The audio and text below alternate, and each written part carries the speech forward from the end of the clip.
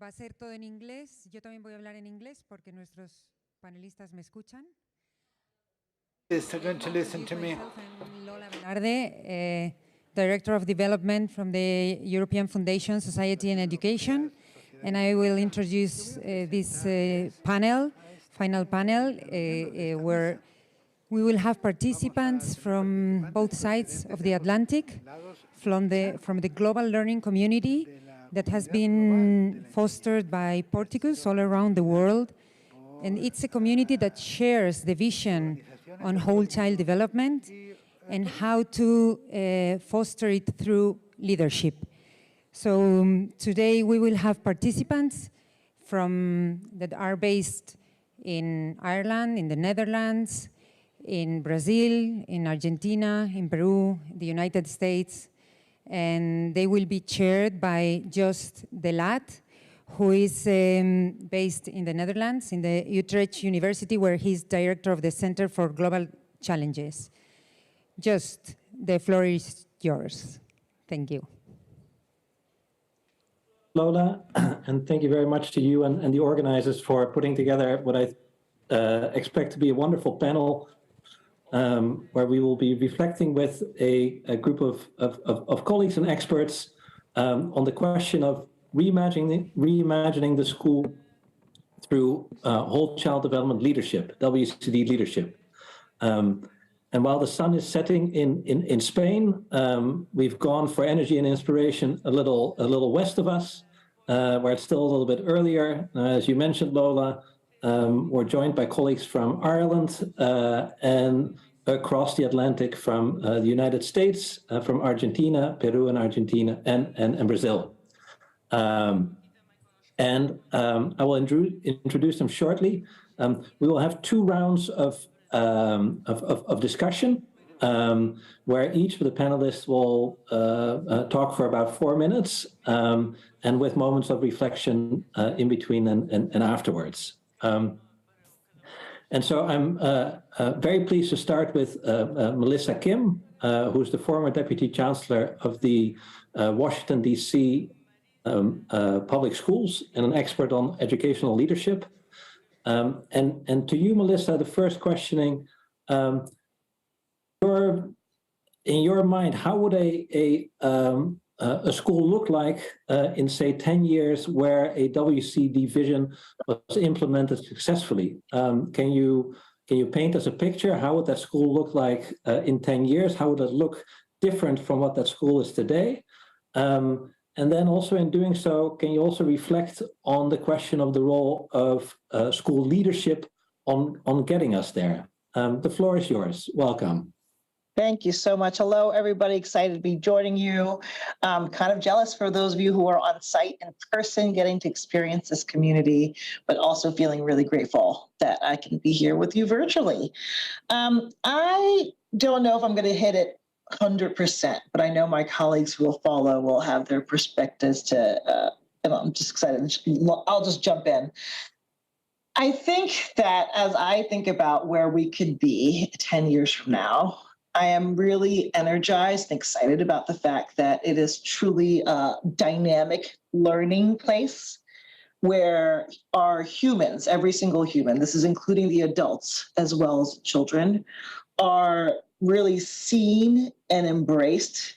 And because of that, it is just the normal fabric of how humans interact and engage for them to be vulnerable with one another, where it is through the vulnerability of all that is beautiful about being human and how we learn and grow in that environment, that they can be both, because of the vulnerability, actually get to a stronger place of confidence and competence in the content of learning and growing and development. I would love to see a school and just have a normal air we breathe for our children and our staff, not to feel so scared to say things like, I'm just not sure. I'm kind of stuck. I don't know how, I don't understand the connection from this topic to this. Can you help me? I dropped the ball. I really didn't do well with that, or I didn't get that in on time. what can we do about that? Because in those moments that happen in our schools every single day, multiple times a day, it's an opportunity for our students to either go deeper into their shell and feel like they got to hide it and can't talk about it.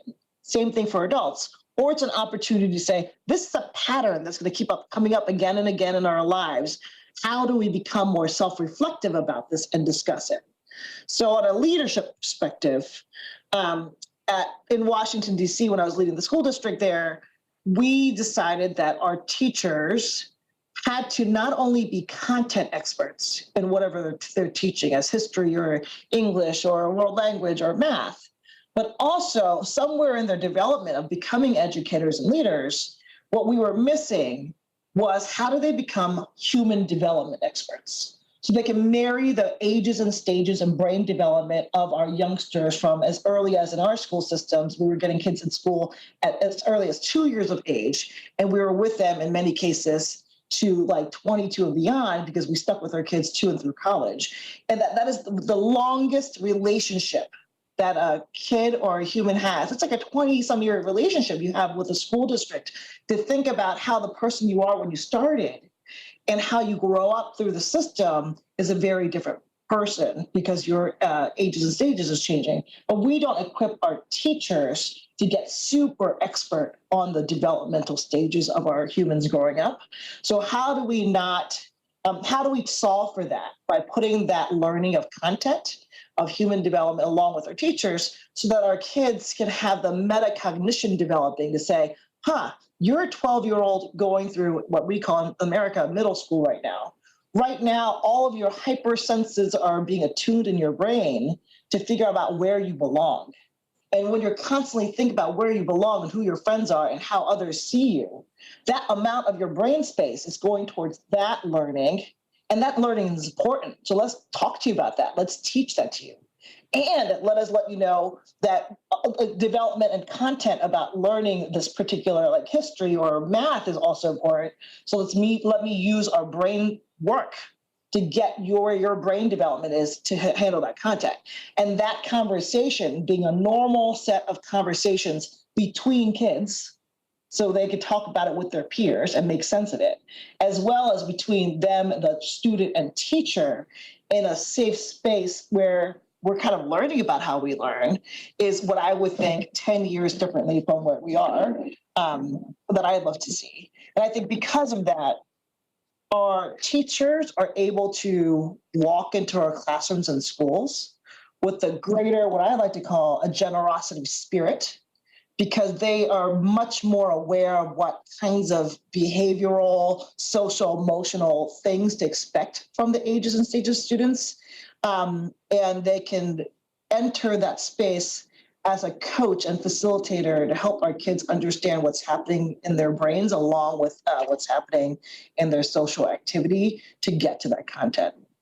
I think I could also say a little bit about that. If I had a perfect world, I would also love to give our students some time in schools for them to wrestle with harder issues. And I don't know if this is only the case in the US, but in the US, because we care so much about our kids, I think over time, over the 27 years I've been doing this, we don't give our kids enough heavy, weighty materials to wrestle with, where we trust them to say, this is a really tough decision. We trust you to make this decision, and you're going to learn from the consequences of those choices. And I think for us, creating a whole human environment means not lessening, like some people might think, the rigor of what that means, but also because we prepare them well, they are much more self-aware and able to actually talk about and engage in much tougher conversations because they're much more clear about where they are and they feel safer with who they're with, and they know that any one decision is not going to be the make it or break it, but the learning from that is what will get them stronger for the next set of decisions to come. Wonderful. Thank you very much, Melissa. Yeah. Martine, over to you. You're joining us from UNESCO Peru. and where you're presenting the Horizontes program on rural secondary education. Welcome your reflections. Thanks, Joost. Yes, I'm answering the question from a bias, from rural and indigenous secondary schools in Peru, where poverty and discrimination exist combined with a strong cultural heritage and new opportunities for rural areas like organic agriculture, communitarian tourism, and circular economy. So, from this position, how I can vision a World Child Development School, my first answer is, it's not a school anymore. I mean, it's a school/community. No? This is the possibility for a World Child Development approach to be implemented. No?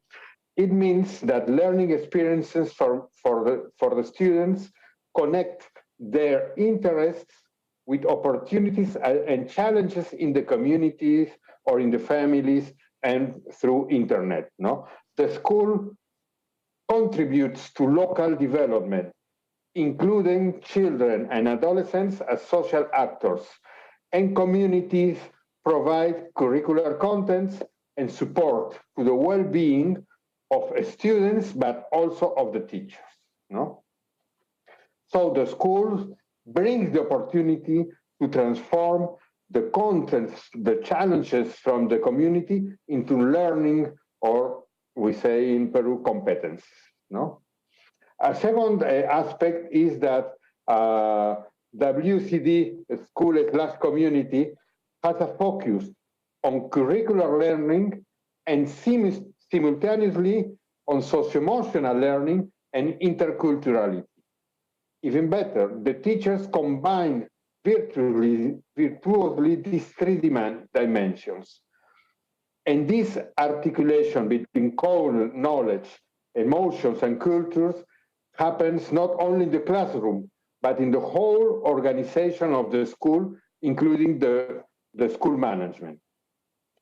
So the school becomes a small civil society where decisions are adopted with a focus on the students and with the students.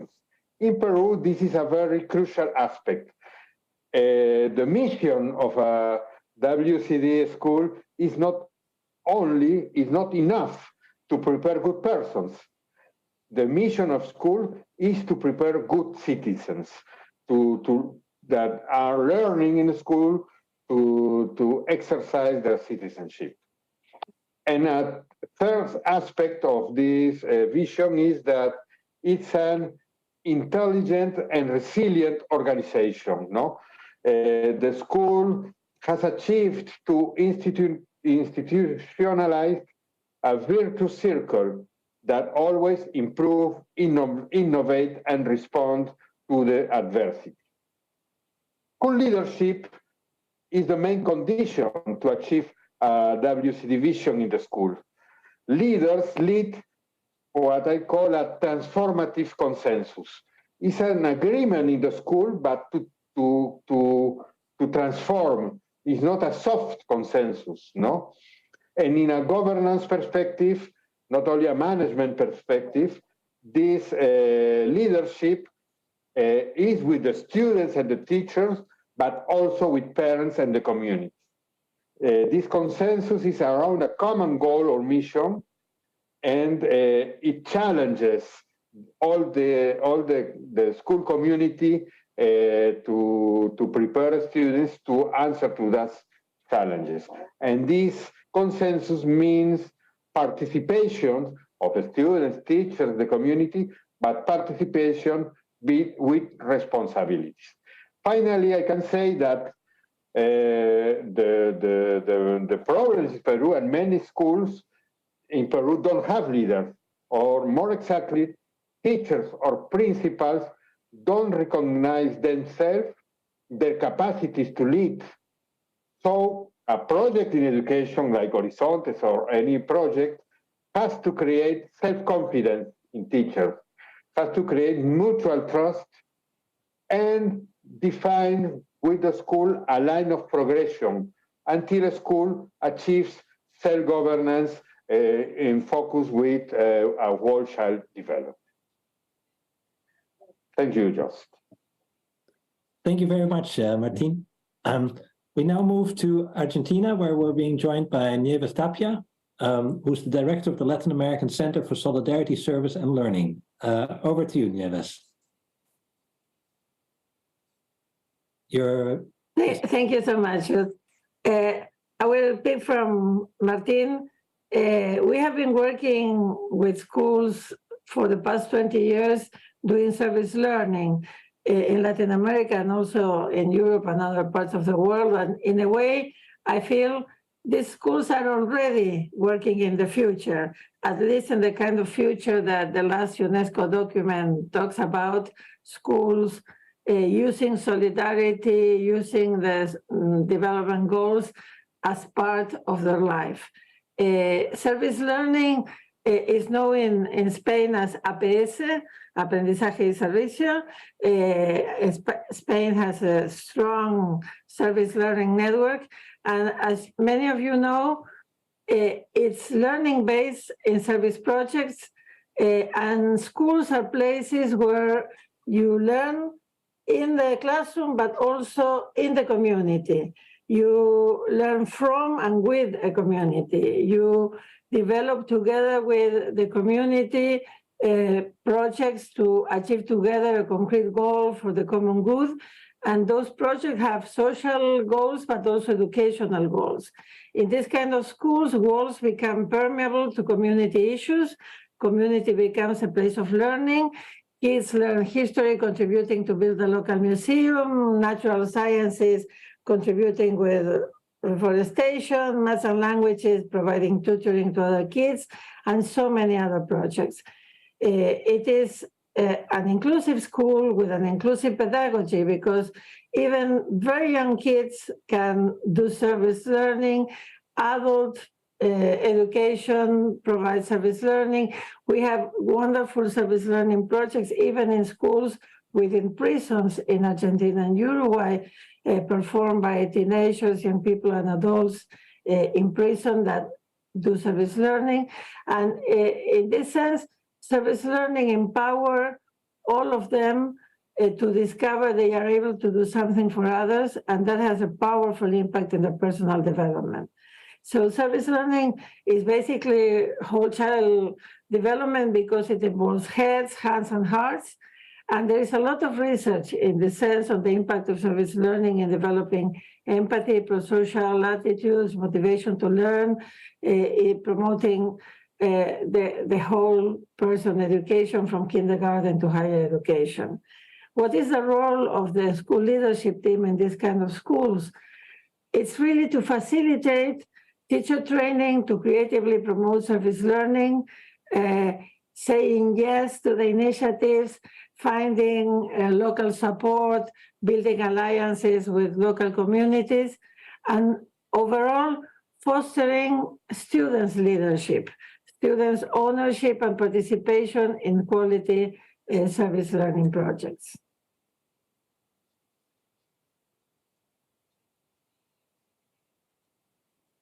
Thank you very much, Nieves. Now moving to Brazil, where we are being joined by Rita Jobin, who represents the Lehman Center for Educational Entrepreneurship and Innovation. Rita, the floor is yours. Thank you, Joost. Good afternoon, everyone. It's nice to be with you. I think my colleagues have already shared very important topics. Most of them were already on my list. But just to emphasize a little bit, I think when I stopped to think what a school really focused on whole child development would look like in 10 years. First, of course, the students, I think, as Melissa said, they would feel safe, they would feel loved, they would feel challenged. And I think when Melissa at the end talked about this the tougher questions, tougher issues for them to deal with, I think it has a lot to do with this feeling challenged and feeling critically engaged, which has something to do with what Martin said as well about the citizenship component of this, right? So they would be considered in all the aspects of their development and would feel safe, loved, challenged, and critically engaged. Also, the professionals, I think they would also feel very confident and very prepared. And I think that's a challenging part, already talking about challenges, but let's keep to the vision 10 years forward. They would feel confident and they would feel prepared and they would feel supported as professionals who know how to look at the child in all these different aspects and would see themselves in this role, right?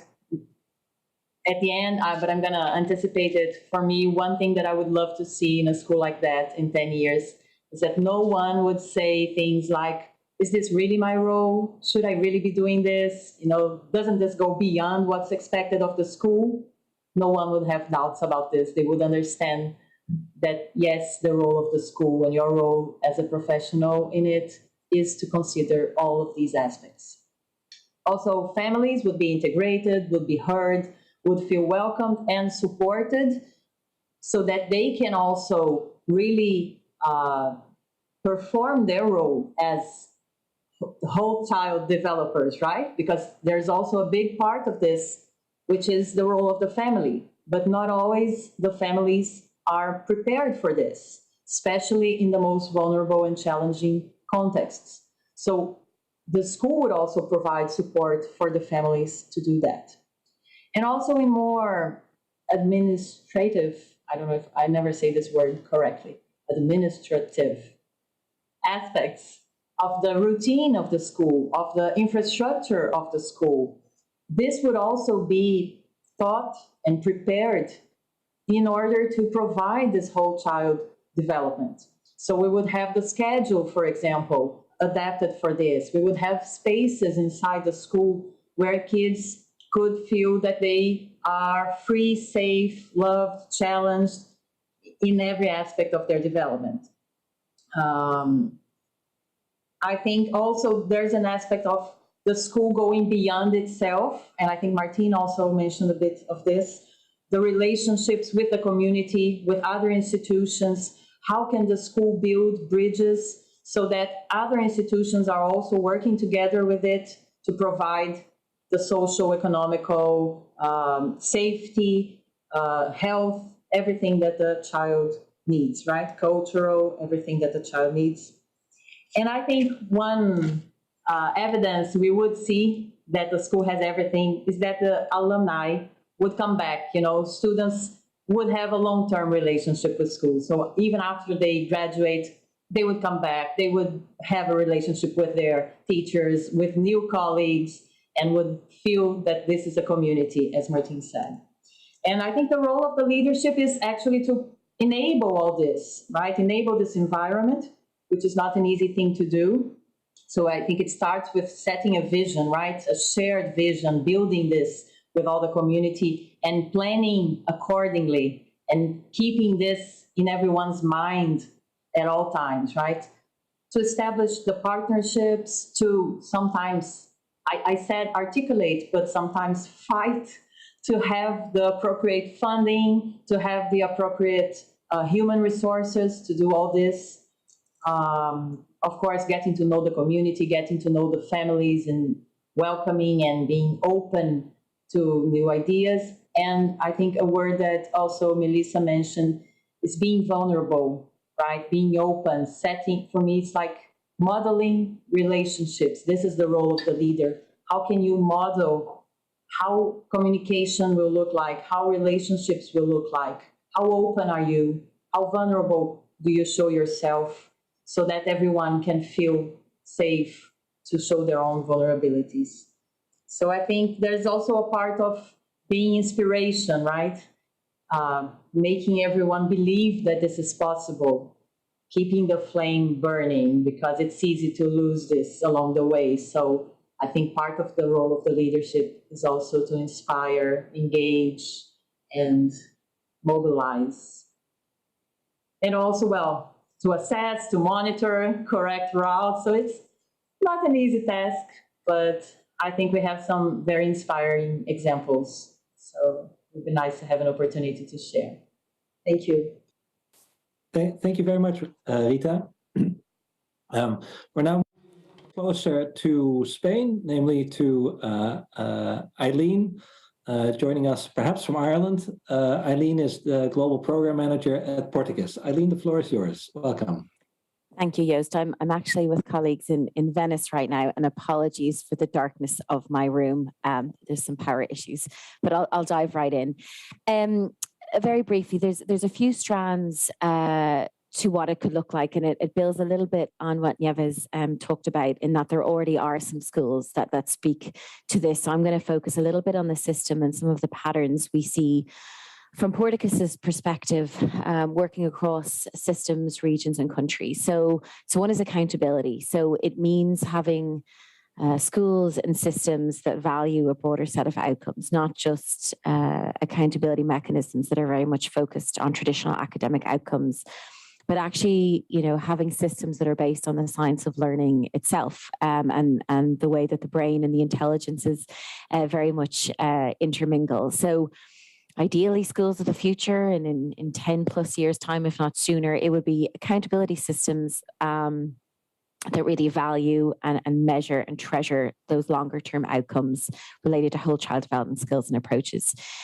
The other piece would be teachers. And this also builds a little bit on what Melissa was talking about. An ideal vision, and a vision that is already happening in many systems, is that teachers are supported in implementing holistic approaches in their classroom, but also their critical role being acknowledged within the system. We know that the lifeblood of the system. We know that they're the difference between student motivation and achievement. We know that they are at the heart of learning. And it's not fully recognized yet. So when it comes to a whole child development approach, it's about understanding the needs of teachers and also placing them at the heart of the solutions, rather than a top-down approach where they may not be involved. And then maybe the third strand to just briefly touch upon would be a shared understanding of whole child development. From Porticus's perspective, because we work across so many regions and countries, and obviously understand the critical need to contextualize what whole child development means and approaches, there's also a piece around whole child development isn't fully understood. What skills do we mean? What type of skills? What type of approaches? We know what the data and evidence says, that not only does it improve academic outcomes, but long-term life outcomes, economic and fiscal outcomes, overcoming adversity, improving resilience. We know what the data says. Is that translated so that it's applicable and accessible to parents and teachers and stakeholders and political leaders? No. Could we do better as a sector? Absolutely. So when I think of the future, I think of school systems and education systems that have kind of conquered the complexity of taxonomies, to be able to fully build that bridge as to why it's unacceptable that systems aren't able to be prioritized around kind of the criticality of whole child development, because we know that it'll support children to thrive more fully. Thanks. Thank you very much, Eileen. And thank you to all panelists. In a moment, I'll pose the question. So you've painted a picture of what a whole child development school or schooling system will look like, or can look like in 10 years, and the role of school leadership. In a moment, we'll talk a little bit about what does that take? What does that take from the system? Eileen, you already started talking a little bit about that. Rita, you also referred to it a little bit, talking about the administrative side that needs to be supportive of all that. Just want to flag a few points that I hear when I listen to you all, that stand out to me. Your emphasis on inclusion as one of them. So schools being spaces that are inclusive of children of different backgrounds, different needs, inclusive of teachers, inclusive of school leaders, and also inclusive of the community at large. Martin, you started by saying it's not a school anymore. In fact, the boundaries between school and community become blurred, or not blurred, but they a school is it's a classroom, but also the community is the classroom. Something that you were also highlighting, Nieves. It's a place of solidarity to each other, to the community as a whole. Vulnerability was emphasized, something that you highlighted in particular, Melissa, being vulnerable to yourself, to each other, and from a place of vulnerability, schools becoming stronger places of, as you mentioned, competence and confidence. And also this theme of confidence is something that several of you emphasized. Being vulnerable can translate, and being vulnerable and open to each other allows you to develop confidence as a child, but also, as you emphasized, as teachers and as school leaders. That school leaders can also have the confidence that they can lead and bring schools and communities to the places that you painted. Something that you also emphasized is the importance of understanding human development, the ages and stages. Melissa, you were talking about teachers becoming human development experts, and so it's not only about kind of painting that picture and the role of schools and of children and of teachers and how to get there, but it's also some concrete understanding, something that you also emphasized, Eileen, kind of our shared understanding of what whole child development means, our knowledge around that. So being open, being critical, another theme that was emphasized, the role of not only being open, but also taking your responsibility and being critically engaged citizens in this world.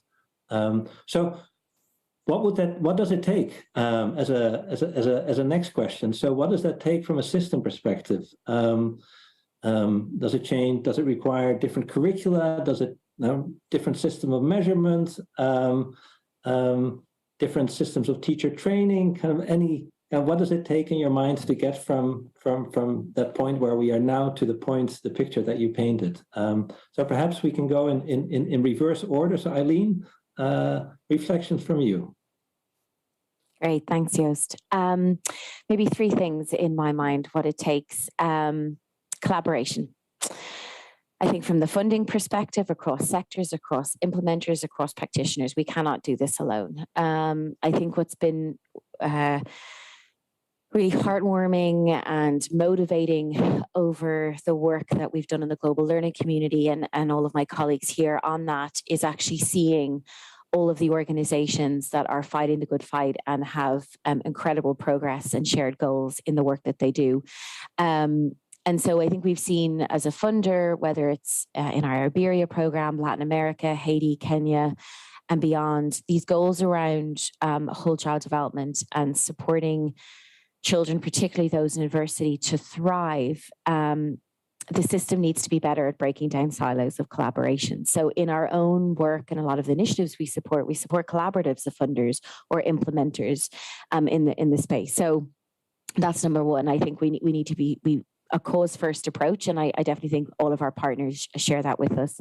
The second piece is political will and champions. Again, it's a trend you see. If there's already momentum in country, and political will does not need to be top-down either. It can be local, grassroots, it can be communities, but there has to be that will and momentum to really kind of capitalize on towards progress. And maybe the final piece, not wanting to repeat my point in the first question, but it's the understanding of the why. Parents and teachers are part of that. You know, one piece of work that we recently worked on in Porticus, along with Lego, the Lego Foundation and Jacobs, was to address this false dichotomy and this perception that there is a trade-off between academic and holistic development. And we know that the skills that you need to advance in terms of what are called academic outcomes are interrelated and fundamentally intertwined with social emotional skills. We know this. And so to artificially separate them in our systems, you know, doesn't get us to the end goal of supporting children in adversity. So when I think what it takes, it goes back to that piece about the why. why a whole child development approach isn't just a nice to have. It actually is a necessity. It's a necessity for the future of the planet. It's a necessity for children to thrive, for families, for economies. So there's some piece about really bridging that communication gap to those that either are skeptical or believe it's about more funding rather than perhaps prioritization and being able to re-engineer systems around what we can do in this space. Thanks. Thank you very much, Eileen. Rita, your thoughts. What does it take? Yeah, I went to thinking more about the structure of the educational system. So I started thinking about the curriculum or some kind of common core.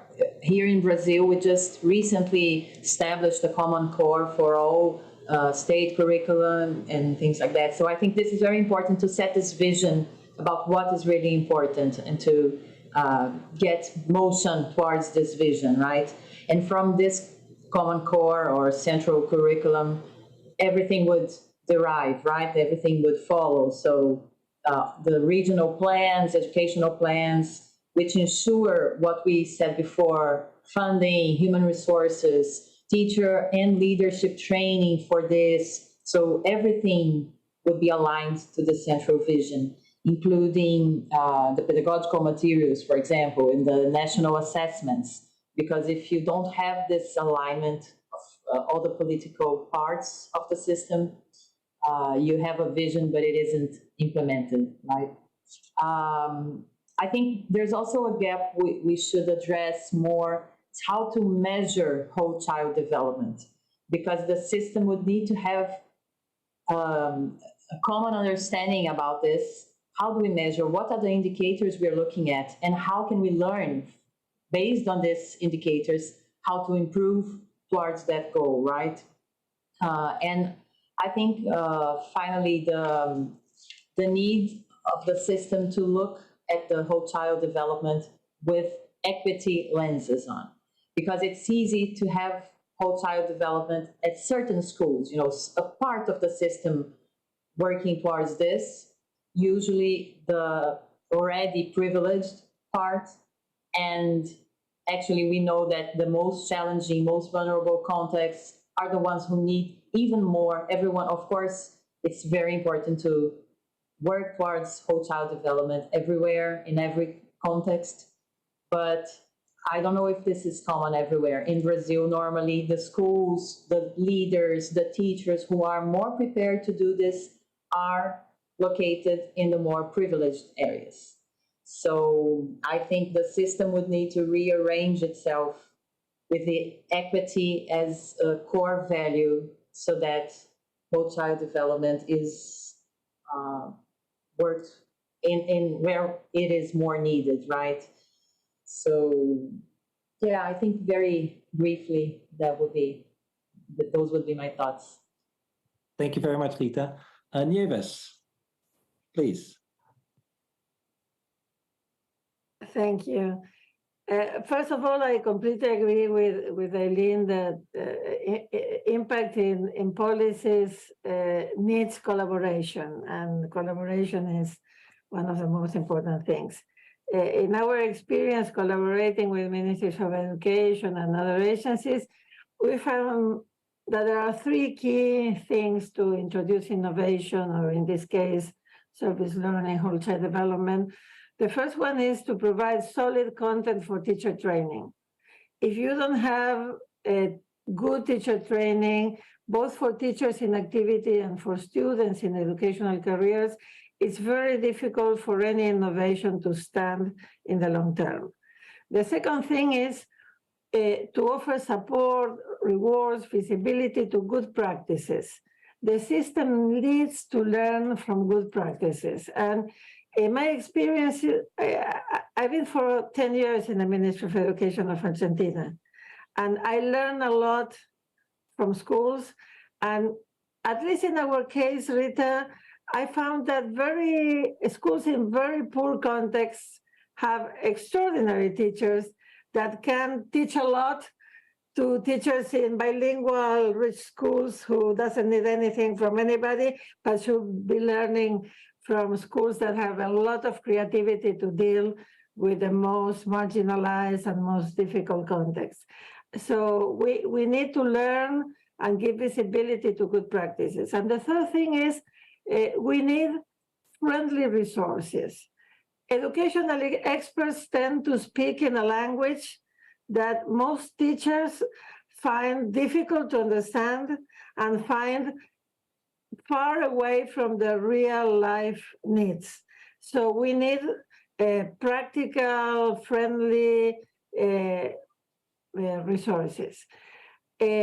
I know that laws, official documents, curricular guidance are certainly very important, but without a critical mass of already engaged principals and teachers showcasing how to do it, official documents may remain as nice words and no reform is done. And I think in every part of the world we have plenty of experiences of intents of school reform gone wrong because they didn't have a critical mass to provide them. And last but not least, in collaboration, I think we need to showcase solid evidence, what Rita said, good indicators, good ways to understand and measure from the qualitative and quantitative point of view, what does it mean, a whole child development.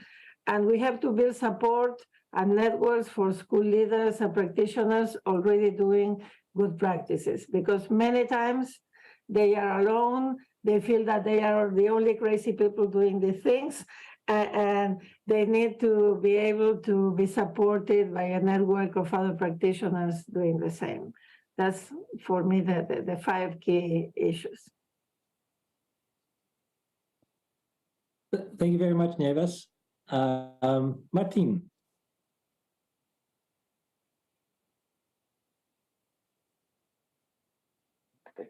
I am the fourth in this round, so I'm going to agree, but also disagree with my colleagues to make some conversation, no? Because I think the system has some main responsibilities that we have to put in the agenda, no? And the first one is that the system has the responsibility to guarantee basic conditions for a school, no? Of course, the teachers do many wonderful things, but if the conditions aren't enough, there is a gap for that, no? This is a school where we work, no? It's a very beautiful place in the Amazonian, but the infrastructure is very, very low, and the teachers, the students have decorated the school, no? But the state, the government has to guarantee. Peru is a middle-income country. It's not of the poorest country, and this has to be said. And a second aspect in policies is with autonomy and bottom-up policies. No, in our country we have a core curriculum. We have orientations oriented to whole child development. No, and that's important. But in many cases, administrative, budget regulation, monitoring systems aren't aligned to a whole child development vision, no?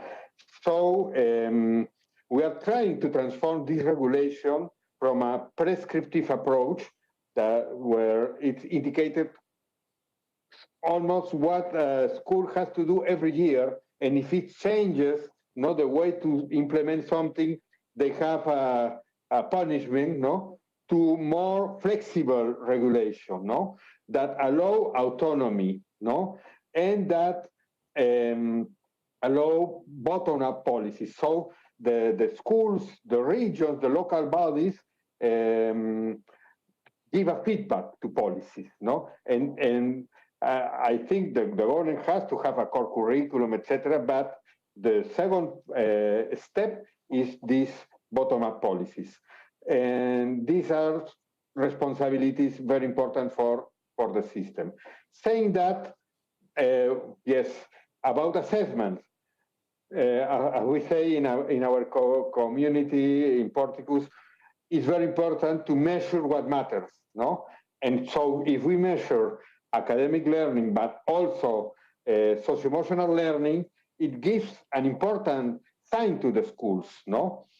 But the most important, having this kind of assessment that has started in Peru, no, in socio-emotional learning, the most important is to build a feedback system so schools can learn from this conclusion of large-scale evaluation, no?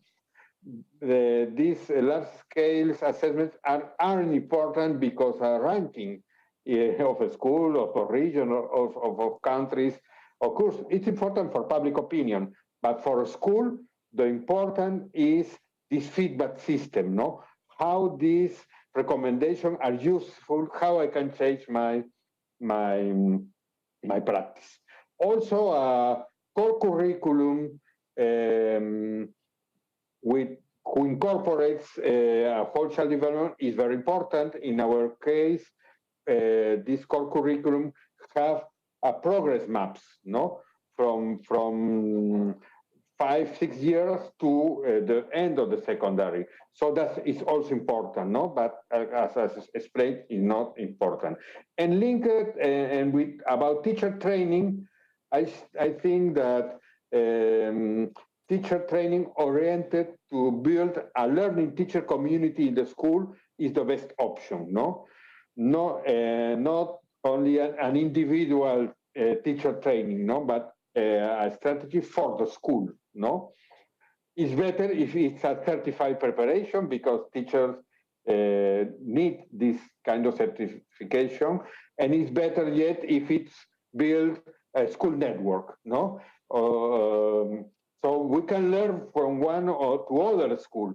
Of course, we need also the academic, etc. But this kind of network to learn one to each other, and after that have the theoretical or other possibilities is very, very important.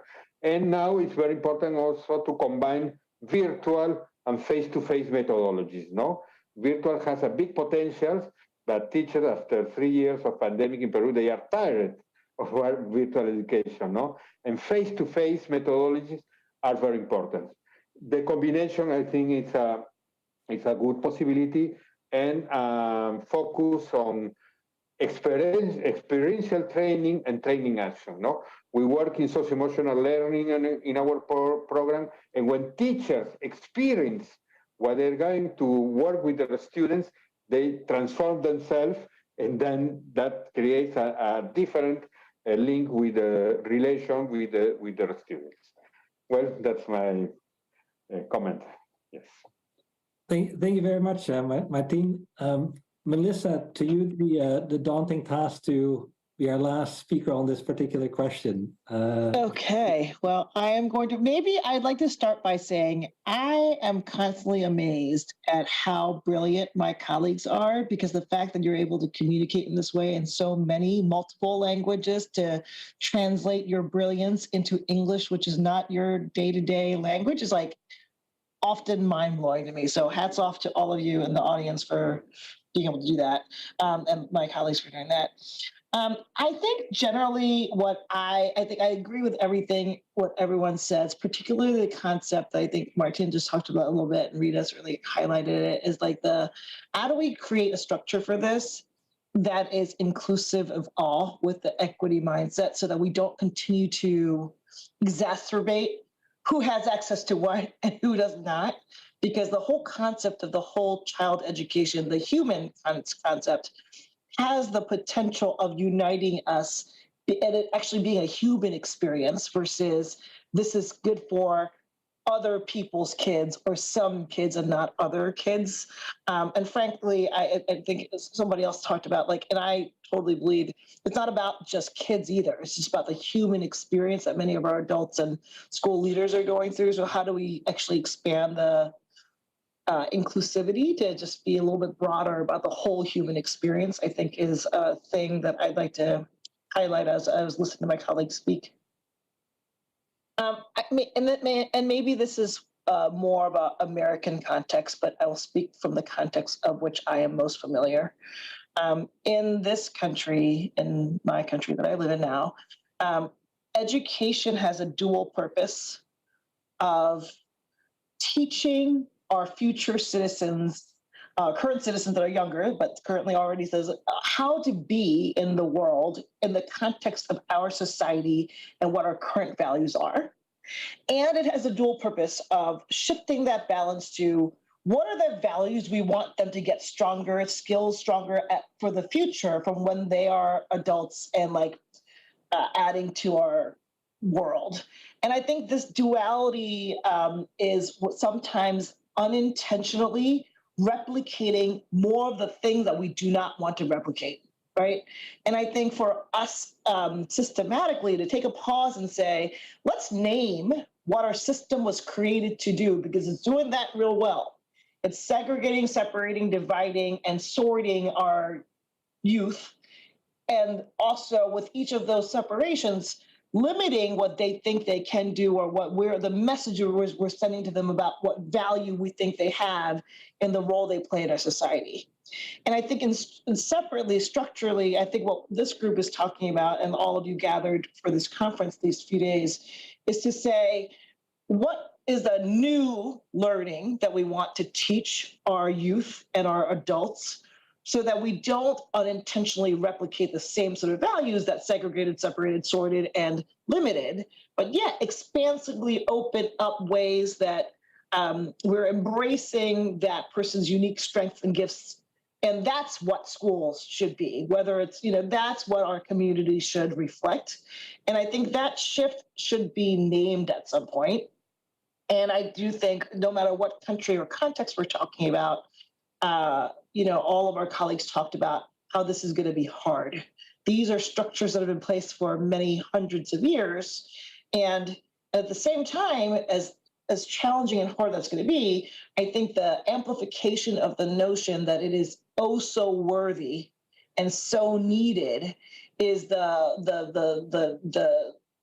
sort of rallying cry of leadership and inspiration I think we need to also bring.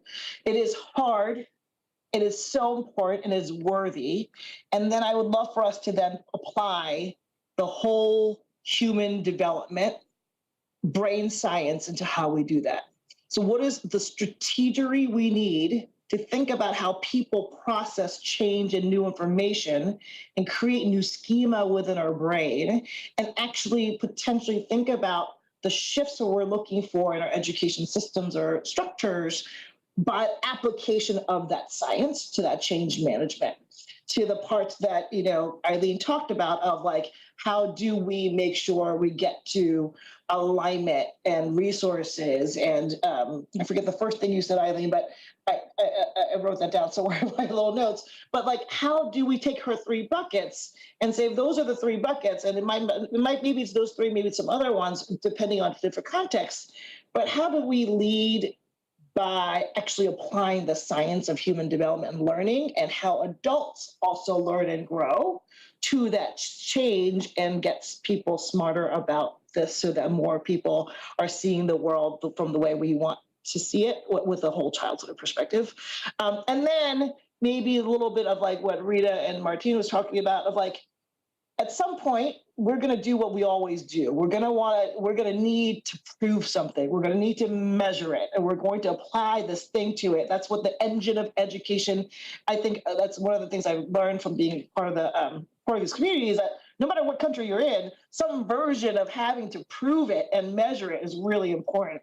And is there a way we can get ahead of that as this community and have a point of view about how we might holistically measure that before those measurements then get set for us, who are not being based on the science of it or to the worthiness of where we're trying to go?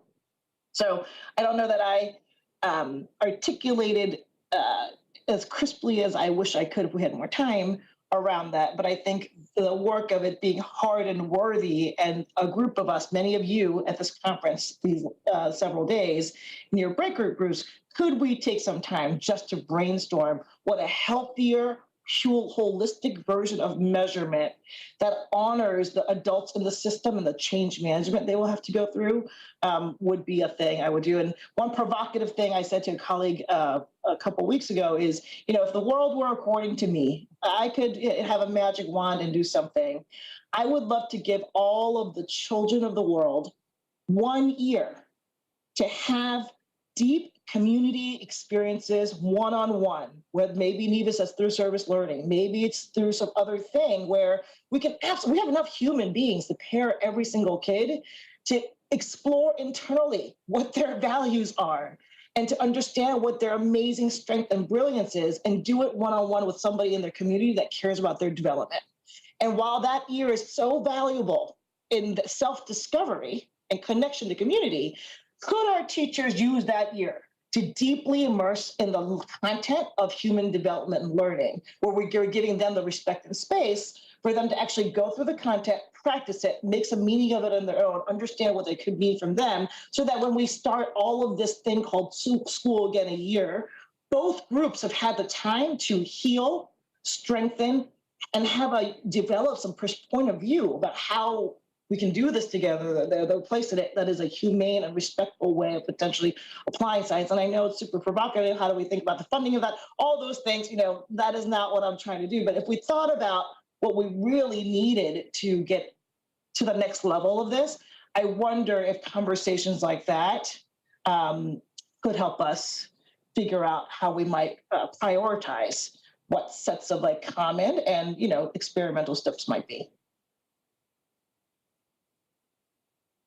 Excellent. Thank you very much, Melissa. Thank you to all the panelists. Now I said that you have a daunting task, Melissa, but now I realize I also have a daunting task to share some last reflections before I, in fact, give the final word to you all. I want to maybe highlight. So when I was listening to you, I want to highlight something that a comment that you made in the previous round, Nieves, where you talked about the hands, hearts, and minds, and so in answering the question, what does it take to get to this vision of a whole child development school system? I heard all three aspects of hands, hearts, and minds are necessary, and so what I heard you speak about is that it requires a vision of our aspiration, or set of aspirations, I should say, because there's of course diversity in that, around the purpose of whole child development. One that is informed by science around human development, one that is informed by values about the world that we live in, including the challenges like climate change.